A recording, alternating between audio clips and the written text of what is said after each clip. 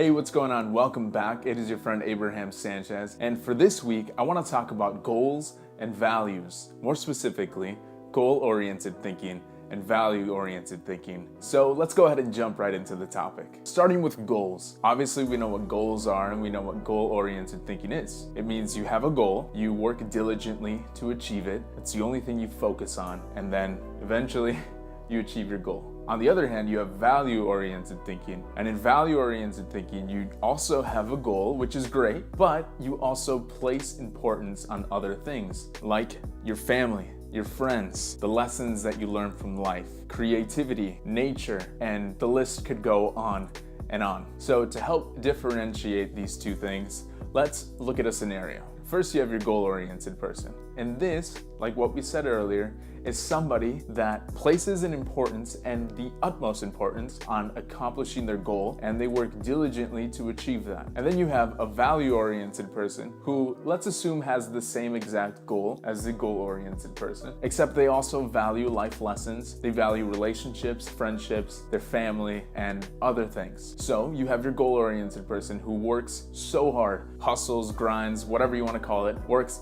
extremely hard to achieve their goal, and eventually they do, and they receive the reward, which is accomplishing their goal. And then you have the value-oriented person who works very hard as well, spends time with their families, receive the lessons that life gives through mistakes, through experiences, spends time with their friends, and so much more. And then with time, they too accomplish their goal. So you have one person, the goal-oriented person, who has their goal, but that's their only reward because that's the only thing they placed value on. And you have the second person who achieved their goal, which is, again, a great reward, but also was able to enjoy time with their family, build relationships, make friendships. They were able to learn from their mistakes and from their experiences. So in the end, who got more? The person who was value-oriented. I know I wouldn't be a fool to assume that you want to get the most out of life.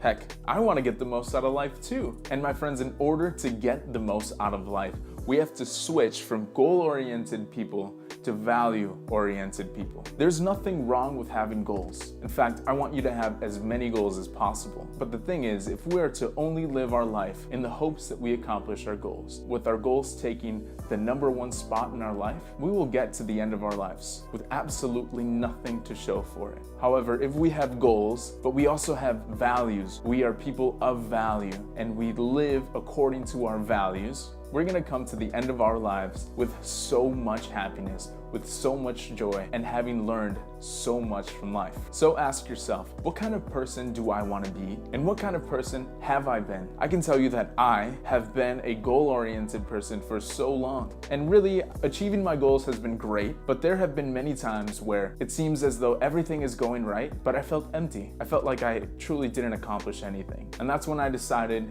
to switch my mentality from goal-oriented to value-oriented. Remember, in value-oriented, you still have goals, but you also place importance on other things. You know that the process is what it's about. And in the event that you didn't achieve your goals, you got so much out of the process. You got so much out of life. Again, who do you want to be? Make that decision today. Set your values, live by them, and I guarantee you, you're gonna get the most out of life. Don't forget to like, share, and subscribe. Like always, it is a pleasure. My name is Abraham, and until next time, take care.